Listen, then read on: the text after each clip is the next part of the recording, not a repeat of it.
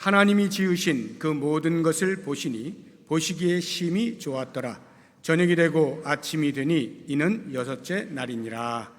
아멘.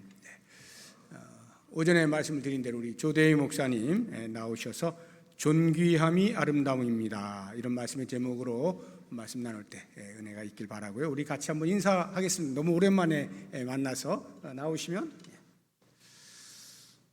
할렐루야. 마이크 알아서 조정하십시오. 네네, 감사합니다. 네, 감사합니다. 사실 제목을 제가 좀 바꿨어요. 제가 제목을 바꿨는데 말씀을 못 드렸습니다. 제목은 허비함과 존재함에 대하여라는 제목으로 바꿨습니다. 말씀은 이제 본문은 동일한데요. 허비함에 하나 더 들어갔습니다. 제 거의 10년 만에 제가 강대상에서 설교를 하는 거라서 좀 어색해요. 제가 좀 어색합니다. 좀 용서해 주시길 바랍니다. 그리고 제가 양복을 안 입고 싶어서 안 입은 게 아니라 10년 만에 양복을 탁 털었더니 입을 수 없는 상태더라고요. 입을 수 없는 상태고, 그리고 구두를 딱 신으려고 봤더니 구두가 사갔더라고요. 10년 동안 이제 안 써서. 그래서 이게 급하게 산 옷입니다. 혹시 아주 어려워서 그런 건 아니고 또 엄청 어렵게 보실까 봐. 어려워서 그런 건 아니고 급해서 이제 구두도 제가 이거 빨리 사러 갔다 와야겠다 해서 사가지고 왔는데, 죄송합니다. 양복을 못 입고 와서. 부평 동부교회 오려고 하니까 굉장히 설레었습니다. 녹화되잖아요, 그렇죠? 제 사역 가운데 가장 행복한 교회가 어디였니?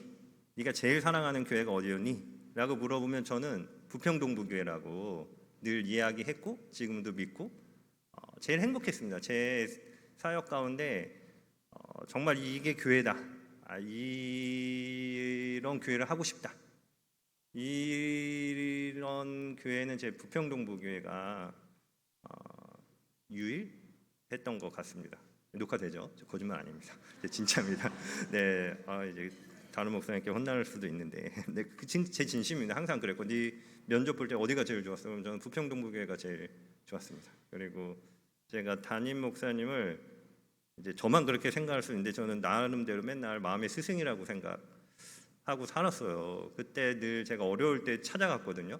부평 동부교회가 제가 특별한 의미가 있는 게, 전도사도 여기서 있죠, 강도사도 여기서 있어요, 목사도 여기서 했습니다. 이런 교회 어디 있겠어요? 제 평생에 전도사, 강도사, 목사를 동시에 경험할 수 있는 교회가 어디 있겠습니까? 바로 동부교회인데, 제 마음에 늘 스승으로 제가 생각하고, 어려울 때 가면은 목사님 그것도 목사야, 그것도 목회야, 이렇게 늘 말씀하셨는데, 저는 13년 전인데 아직도 기억납니다.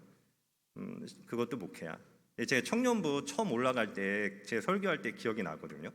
제가 처음에 저기 딱 부임해서 청년부 설교를 하러 딱 올라갔더니 앉아있는 사람이 제 아내 한 명이었어요. 그리고 나머지 청년 한 명, 그리고 나머지 3명이 찬양팀이었습니다. 그런데 잠깐 끝나고 찬양팀들 수습하러 가잖아요. 이렇게 손도 씻으러 가고.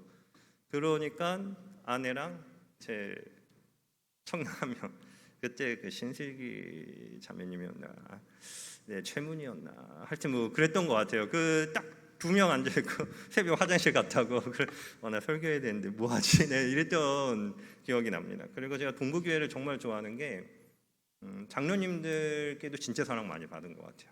저 정말 사랑 많이 받은 것 같고, 특별히 이제 안 계시지만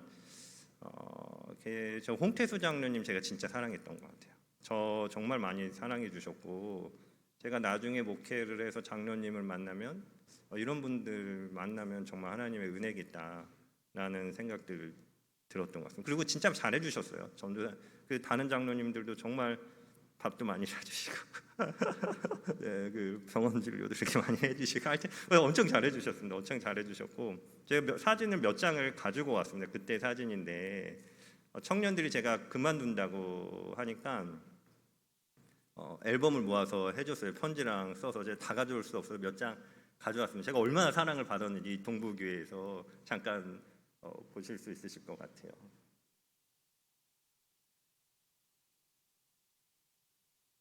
네. 전도사 강도사, 목사까지 여기 잊을 수가 없는 교회인 거죠. 그리고 뭐 청년들이 그 앞에서 저 빼고 자기네들끼리 이거 술 마시는 거 아닙니다. 오해하지 마십시오. 저희들 형제 밤이라고 해서 형제들끼리 이렇게 초콜릿 콜라 마시고 고기 구워 먹고 네, 이런 거였습니다. 네, 감사합니다. 네, 그리고 오늘 여기 박지석 청년 보이십니까? 저기 박지석 뛰는 친구. 네, 지금 박지석 집사죠. 네, 그리고 네, 이렇게 저 100일 잔치도 교회에서 청년들이 해줬어요. 목사님이랑 여기 오른쪽 제 100일 잔치. 목사가 무슨 100일 잔치야. 그때 전도사였나 할 땐 그랬어요. 교육 전도사였나. 그랬을 때 이제 교회에서 해주고 여기 소풍로 갔을 때, 뭐 수련회 갔을 때 이런 사진들. 여기 임원규 그때 직사님이 고기 구워 주셨던 장면. 뭐 이렇게 함어동천 가서 그리고 엄청 편했습니다. 저는 고기 먹기만 하고 다 구워 주셔가지고 청년들이랑 이렇게 지냈던 기억들. 네, 여기까지가 제 사진 준비한 거 엄청 많습니다. 엄청 많은데 이 정도 사진만 제가 가져왔습니다. 너무너무 감사했습니다. 제가 이렇게 사랑하는 교회를 사임하고 떠난 이유, 저한테 아무도 그만두라고 말 안 했거든요. 근데 제가 떠난 이유, 이제는 좀 말씀드릴 수 있을 것 같습니다. 제가 왜 떠났냐면 제 마음에 허영심도 있었던 것 같아요. 제가 초대형 교회에서 다시 한번 사역하고 싶다 하는 허영심도 제 마음에 있었던 것 같습니다. 이거는 사실입니다. 그렇지만 제가 진짜로 떠난 이유는 두려움 때문이었던 것 같아요. 제가 처음에 말씀드렸듯이 청년부 처음에 설교하러 올라갔는데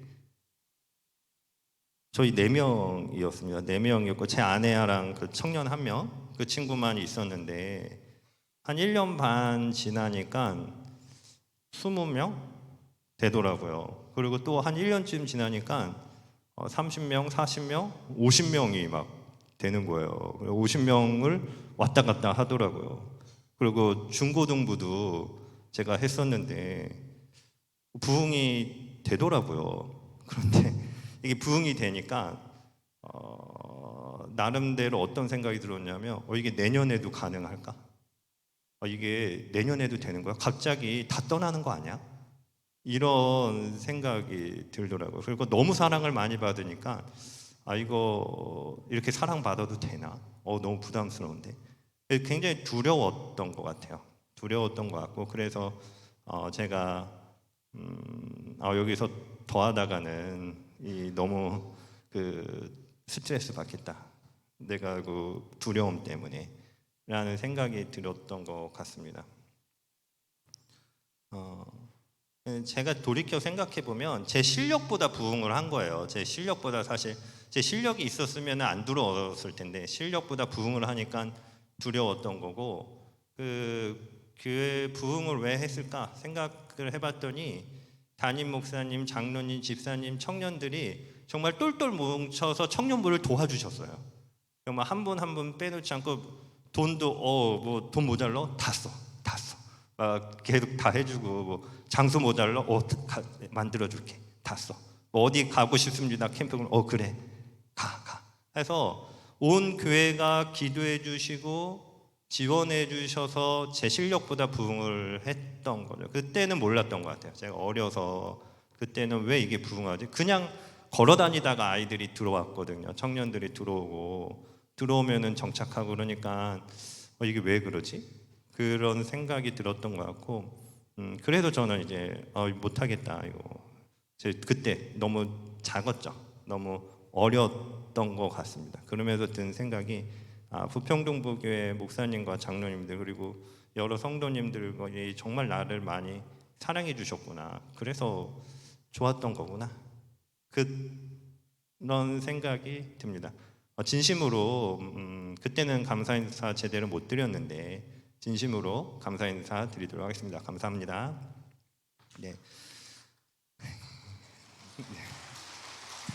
네, 정말 감사합니다. 제가 그리고 나서 네, 다시 요걸로 할게요. 이 마이크로 하겠습니다. 그리고 나서 이제 뭐 갔어요. 다른 교회 잠깐 갔다가 개척을 했습니다. 제가 꿈꿨던 것들은 개척할 때 교회 밖 사람들과 함께하는 동네 목사가 제 목표였어요. 자살률도 점점 높아지고 제가 그때 자살률을 봤었는데 야 뭐 대형 교회 크다라고 초대형 교회 크다라고 하지만 야 이 전국에도 우리나라에도 자살하는 사람만 다 모아도 이것보다 넘어가겠다 매년 이게 이제 저의 생각이었던 것 같아요. 그래서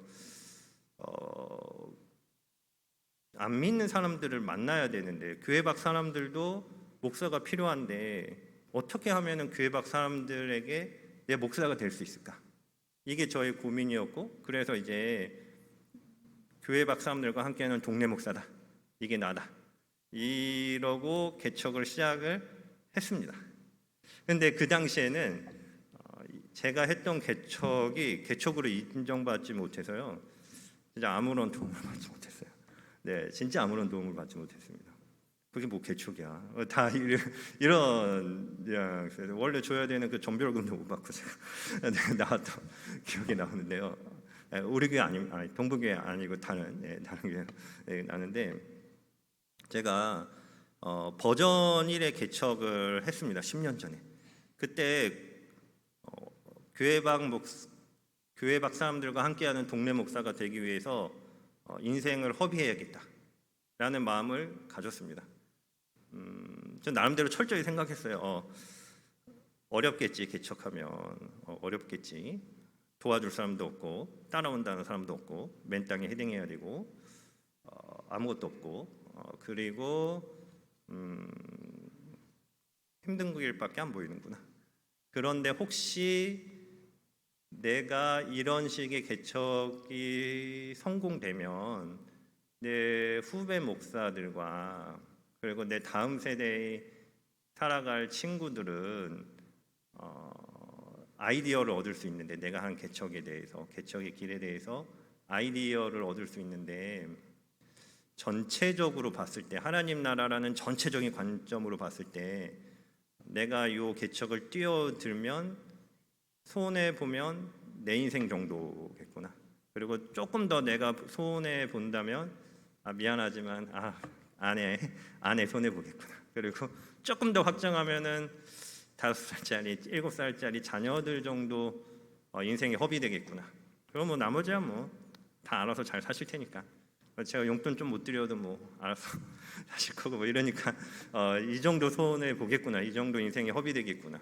그리고 만약에 성공하면 내 후배 목사님들, 내 다음 세대 친구들이 아이디어를 얻어서 수많은 교회가 개척될 거고 예수 믿는 사람들이 나올 건데 이거 할 만한 것 같다. 내가 하나님이면은 해볼 만한 것 같다. 뭐 조대 너희 가정 좀 어려움 겪어도 뭐 손해 보면은 너 하나인데 이익 보면은 수많은 사람이 하나님께 올 기회를 만드는 건데 그럼 해볼 만한 거 아닌가? 그런 생각으로 제가 했습니다. 내가 안 하면 또 하나님 다른 사람을 쓰실 수도 있으시지만 어쨌든 나가 안 하면 하나님 나라는 전체적으로 손해일 수도 있겠구나. 그래서 하나님 나라가 전체적으로 이익이 되는 방향으로 한번 해보자 라는 야심찬 목표를 가지고 개척을 했는데 생각보다 힘들더라고요. 개척은 개척이구나. 이게 내가 허비되려고 마음을 먹고 내 인생을 허비하겠다라는 마음으로 개척을 했는데 개척은 개척이야. 역시 힘들어. 이랬던 기억이 납니다. 제가 몇 가지 기억이 남는 게 밥솥이 고장이 났어요. 근데 밥솥 고칠 돈이 없었어요. 밥솥 살 돈이 없었어요. 그 당시에 이제 개척 초기에 아내가 직장이 있어서 그래도 먹고 살 수는 있었어요. 아내가 직장이 있었으니까. 그런데 휴직 중이었어요.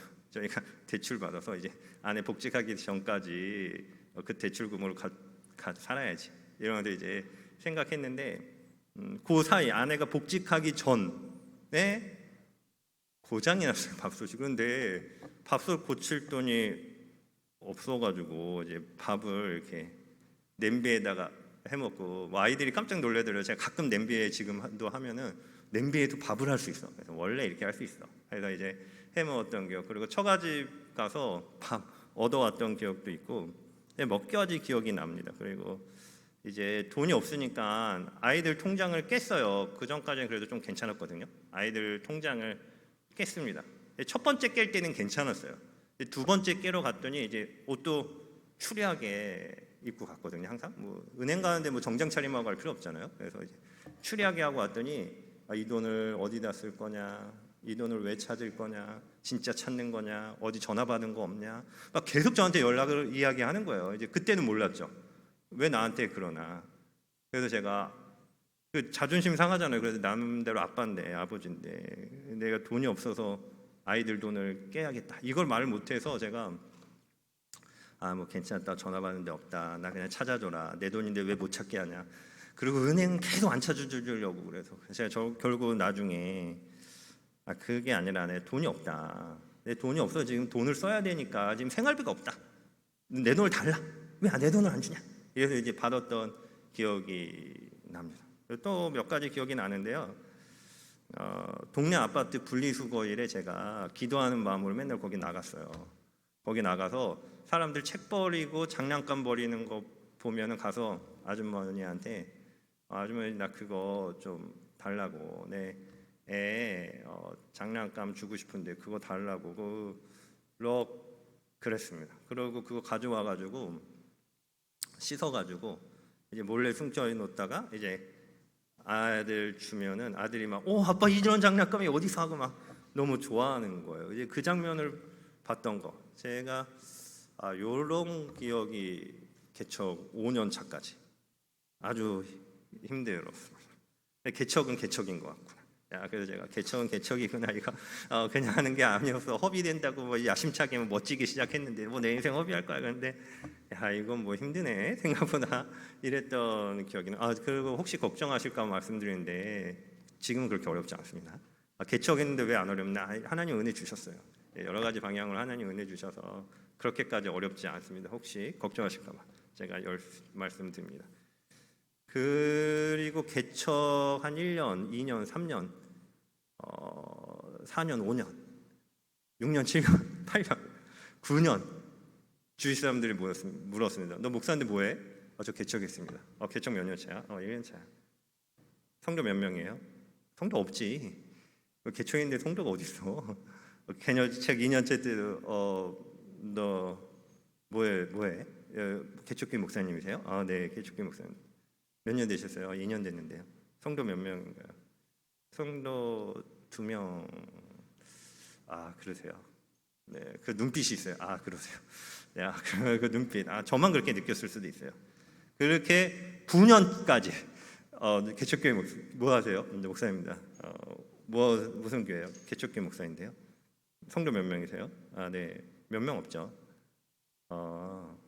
네, 그렇게 저한테 했던 반응이 있었는데 그때마다 제 마음속에 했던 말이 있습니다. 나는 어차피 인생을 허비하기 위해서 개척을 한 거야. 그리고 허비할 수 있잖아, 인생을. 돈을 허비할 수 있잖아. 사람들은 다 누군가 무언가를 위해서 허비하는 거 아닌가? 시간을 허비하기도 하고 돈을 허비하기도 하고, 어떤 사람은 공부를 위해서, 어떤 사람은 여행을 위해서, 또 어떤 사람은 코인을 위해서, 어떤 사람은 주식을 위해서, 술을 위해서 허비하는 사람도 있잖아. 나는 주님을 위해서 인생을 허비하고 있을 뿐이야. 나는 그래. 내가 허비하는 인생, 초라한 인생이라도 하나님께서 의미를 부여해 주시면 그것으로 된 거잖아. 뭐 화려한 거 꿈꾸고 목회한 거 아니잖아. 그리고 개척한 거 아니잖아. 괜찮아, 대야, 괜찮아 라고 마음의 생각을 했죠. 그리고 제가 꿈꿨던 것들은 반경 4km에 저희 교회가 세워진 그 자리에서 반경 4km에 자살하는 사람이 없었으면 좋겠다. 이게 제 목표였습니다. 큰 우울증에 빠진 사람도 없었으면 좋겠다. 그리고 나서 그때 떠올랐던 말씀이 오늘 본문에는 안 읽었는데 마태복음 26장 6절에서 10절입니다. 마태복음 26장 6절에서 10절. 예수께서 베다니, 제가 읽어드리도록 하겠습니다. 예수께서 베다니 나병 환자 시몬의 집에 계실 때 한 여자가 매우 귀한 향료 한 옥합을 가지고 나와서 식사하는 예수의 머리에 부으니 제자들이 보고 분개하여 이르되 무슨 의도로 이것을 허비하느냐? 무슨 의도로 이것을 허비하느냐? 이것을 비싼 값에 팔아 가난한 자들에게 줄 수 있었겠도다 하거늘 예수께서 아시고 그들에게 이르시되 너희가 어찌하여 이 여자를 괴롭게 하느냐?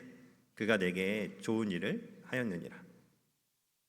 인생이 허비될 수 있는 것, 예수님을 위해서 허비될 수 있는 게 저는 인생이라고 생각을 하고 그것에 대해서 예수님이 어떤 의미를 부여하느냐, 그것이 중요한 목표라는, 중요한 거라는 생각이 듭니다. 그리고 모든 그리스도인들은, 모든 성도님들은 제 생각에 어떤 부분들에서 인생을 허비하고 있는 거라는 생각이 듭니다. 이 시간에 왜 이 자리에 나와 있을까요? 주님을 위해서 인생을 허비하는 거죠. 내가 왜 헌금을 냅니까? 주님을 위해서 인생을 허비하는 거죠. 그리고 하나님, 예수님께서 사람들이 봤을 때 너 그거 뭐야? 왜 낭비해? 왜 허비해? 그렇지만 예수님께서는 그것에 나를 위해서 좋은 일을 하는 거야 라는 의미를 부여해 주시면 이것으로 또 족한 것이 아닐까, 이런 생각이 들었습니다. 제 개척의 첫 번째 키워드는 10년 버전 1의 개척의 첫 번째 키워드는 허비함이었습니다. 허비된 인생. 그렇지만 그 개척 10년 차가 지났을 때 나의 허비함에 하나님께서 어떤 의미를 부여해 주셨는가? 세 가지 부여를 해주셨습니다.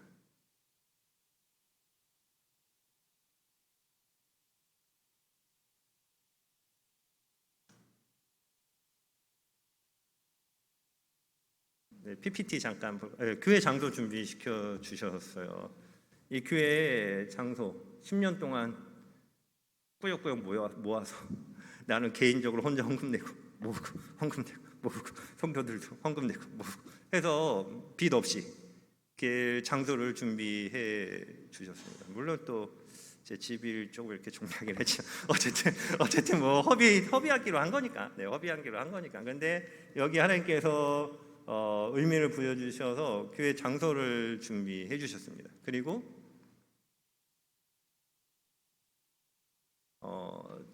이거 준비해 주셨어요. 제가 교회 밖 사람들과 함께하는 동네 목사가 꿈이라고 말씀드렸잖아요.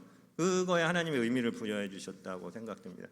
여기 있는 분들은 예수 믿는 사람이 아니고요. 저희 교회 성도들 아니에요. 교회 성도들 아니고 동네 사람입니다. 동네 사람들, 안티 그리스도인들도 많습니다. 제가 이렇게 예배드리니까 사실 굉장히 좋은 게 교회 밖 사람들과 함께하는 동네 목사 꿈꿨는데 생각보다 힘들더라고요. 그러니까 찬양을 드릴 수가 있나요? 예수님에 대해서 인정을 하나요? 뭐 나름대로 커뮤니티를 만드는데 쉽지 않은 거죠. 완전 다르니까. 목사들 싫어하잖아요. 또 기독교도 별로 안 좋아하는데 목사는 더 싫어하잖아요. 그러니까 쉽지는 않았어요. 그런데 하나님께서 은혜 내려주셔서 이런 도서관이나 다 그냥 지역 사람들입니다. 지역 사람들. 그리고 이분들 중에 몇 분이 모여서 이제 제가 교회를 장소를 얻으려고 한 것도 몇 분이 교회 다니시겠다고 하셔서 이제 교회 장소를 얻어야겠다. 그러면 좀 합법적으로 들어가야지. 이런 생각이 있어서 이제 교회를 개척하는 건 두 번째를 한 건데요. 이런 거 엄청 많습니다. 그리고 제가 동네에 재능 기부한 거 공식적으로만 400시간입니다. 저는 이거 하나님께서 부여해 주신 의미라고 생각을 합니다.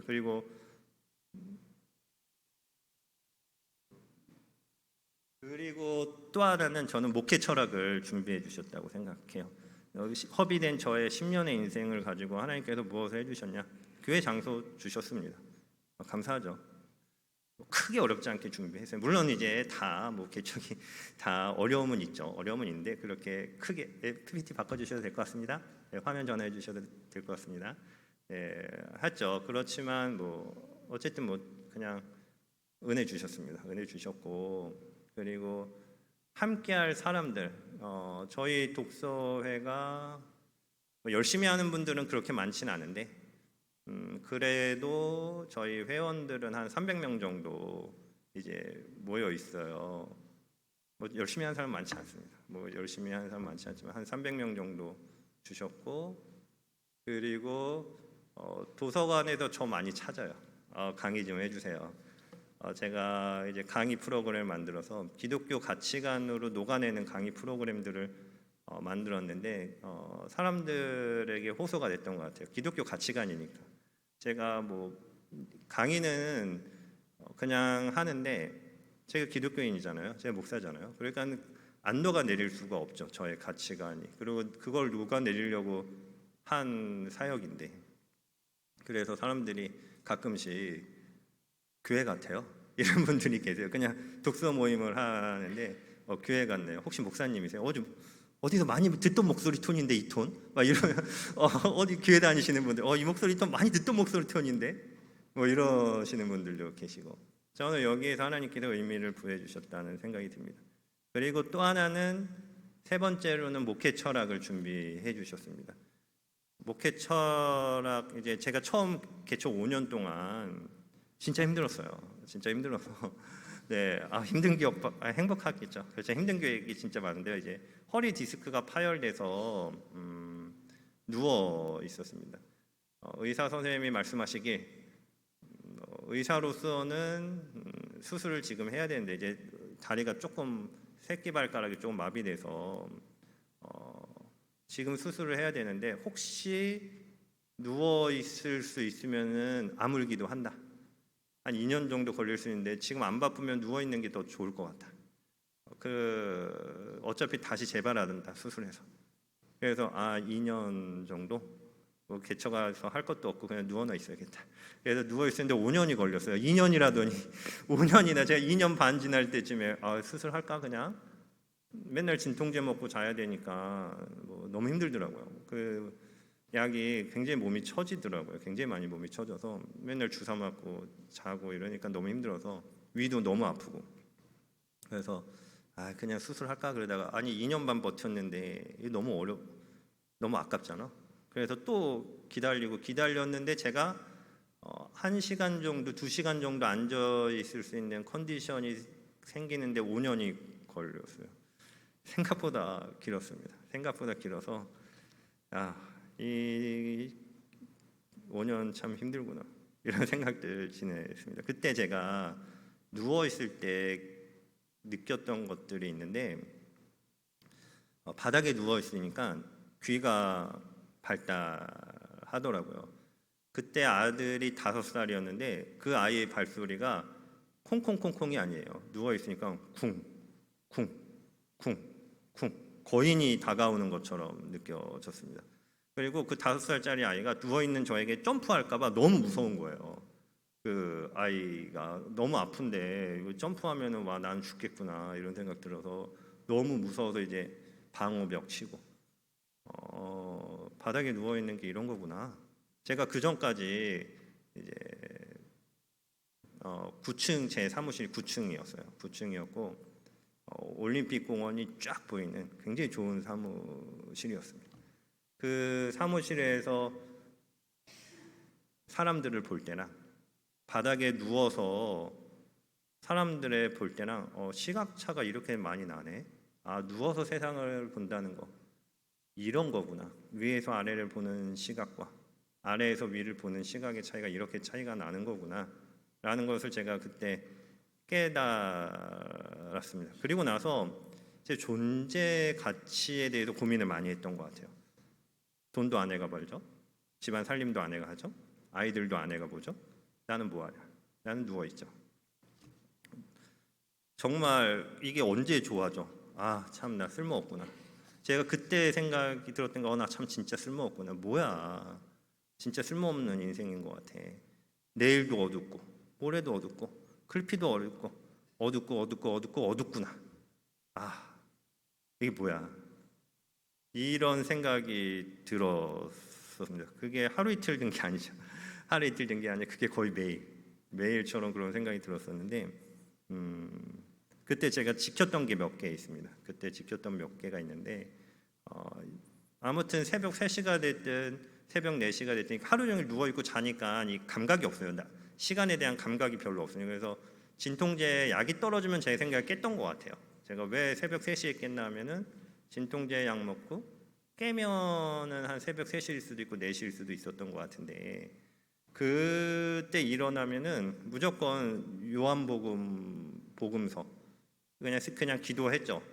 할 게 없으니까 누워서 원망을 하든 뭐 하든 그런 거랑 요한복음이랑 복음서, 성경 이런 거 계속 들었습니다. 그때가 언제든지 간에 제 생각해 보니까 그 5년 동안 요한복음은 한 1000번 이상 읽거나 들었던 것 같아요. 거의 다 외웠었어요. 지금은 이제 또 다 잊어버렸습니다. 하나님이 괘씸하다고 하실까? 그렇진 않으시겠죠? 제가 뭐 천재도 아니고 뭐 어떻게 계속 기도하겠습니까? 기억하겠습니다. 한 요한복음은 1000번, 복음서는 500번 이상. 성경도 제 생각에는 수백 번 읽은 것 같아요. 듣고 읽고 그러다 보니까 좀 알겠더라고요. 아, 예수님이 말씀하신 게 이거구나. 복음서를 통해서 말씀해주고 싶었던 게 이거구나. 아, 복음서의 이 말씀이 바울 사도는 이렇게 이야기했구나. 구역의 이 말씀이 복음서에 예수님이 이렇게 이야기하고 바울 사도가 이렇게 접근했구나. 이런 것들을 좀 알겠더라고요. 그리고 나서 이제 아까 만든 게 그겁니다. 이거를 한번 교회 박사님들과 해볼까?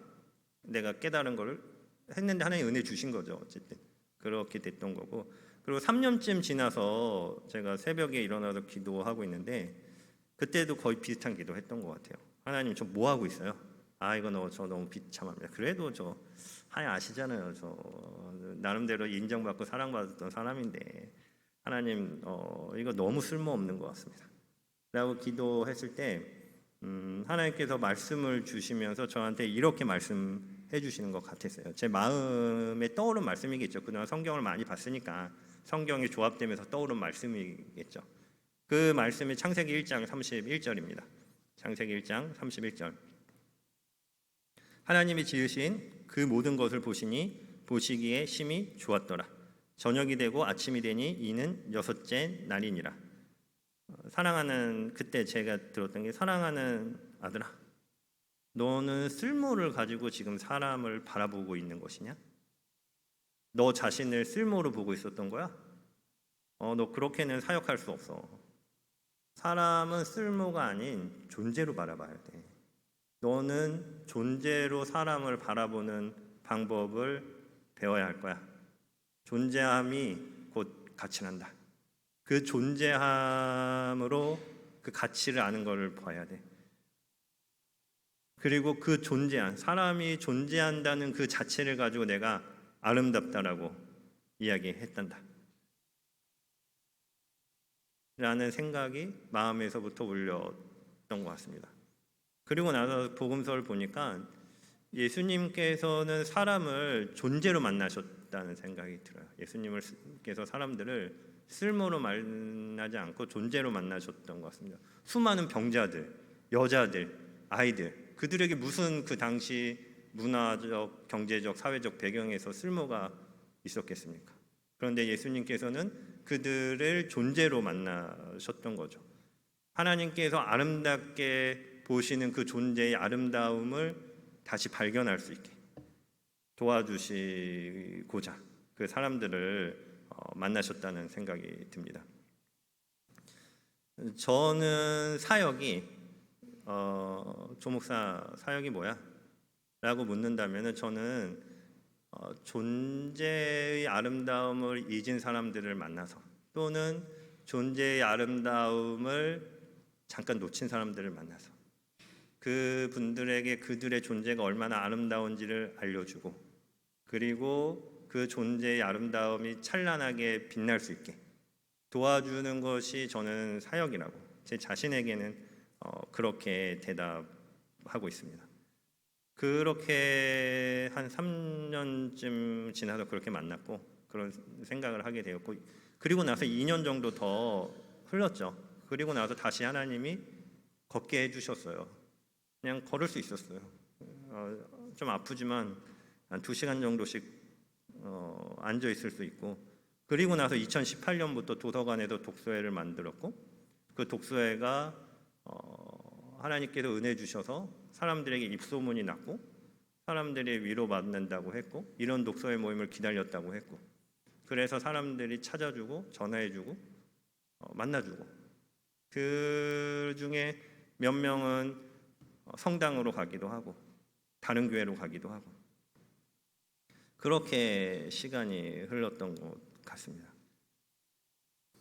지금은 버전 2의 개척을 준비하고 있습니다. 저는 버전 1의 10년 동안의 개척을 허비함과 존재함이 저의 키워드라고 생각을 합니다. 버전 2의 개척을 준비할 때 제가 생각을 했어요. 또 이 조직 교회와 내가 가지고 있는 자원, 하나님께서 5년 동안 만들어 주신 그 자원을 이제 연결시켜 보고 싶다 생각을 또 했죠. 그러다가 내가 가지고 있는 자원이 다 날아가면 어떡하지?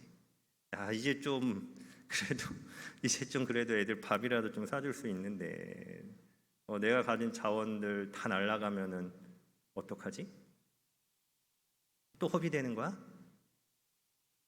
그런데 뭐 대답은 저는 똑같았던 것 같아요. 어차피 허비되는 것은 내 인생이고 이익 보는 거는 하나님이라면 뭐 해야지. 지금까지 10년 동안 하나님께서 지켜주시고 은혜 주셨고 이렇게 했는데, 여기서 그만두면 또 다른 사람은 이거를 또 만들려면 10년 허비되는 거잖아. 그냥 하는 김에 좀만 더 해보자, 끝까지 해보자 라는 마음으로 버전 2의 그 작업들을 하고 있습니다. 그래서 막 블로그에다가 나 목사입니다, 교회 개척합니다, 막 이런 거 썼어요.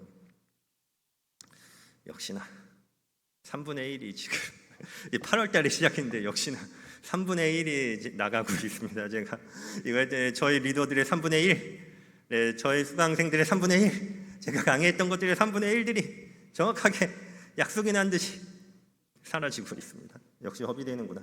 그래, 원래 그런 거지 뭐. 원래 허비되려고 했잖아.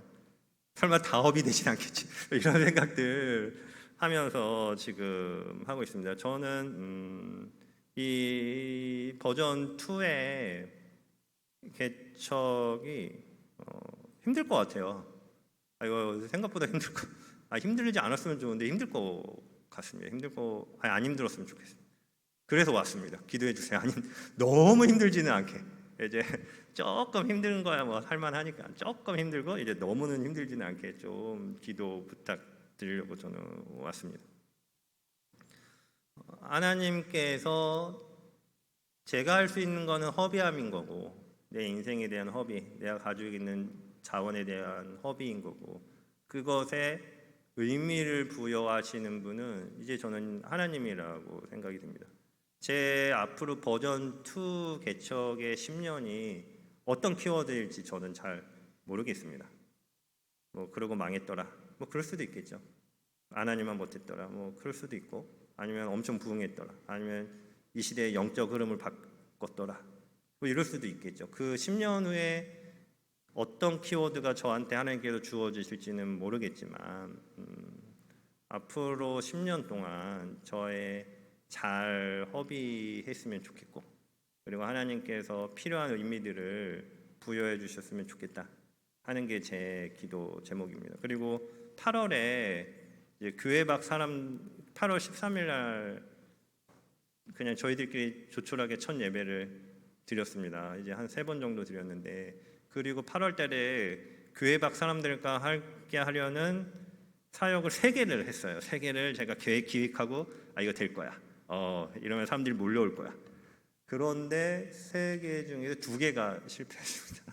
3개 중에 2개. 역시 하나님은 그래, 세상에 쉬운 건 없어. 뭐 이러면서 제가 생각하고 있는데, 하나는 시도도 못 해봤고, 하나는 시도는 했는데 실패했고, 그리고 또 하나는 이제 9월 달에 하기로 했어요. 이제 안 믿는 분들과 하는 성경 공부인데,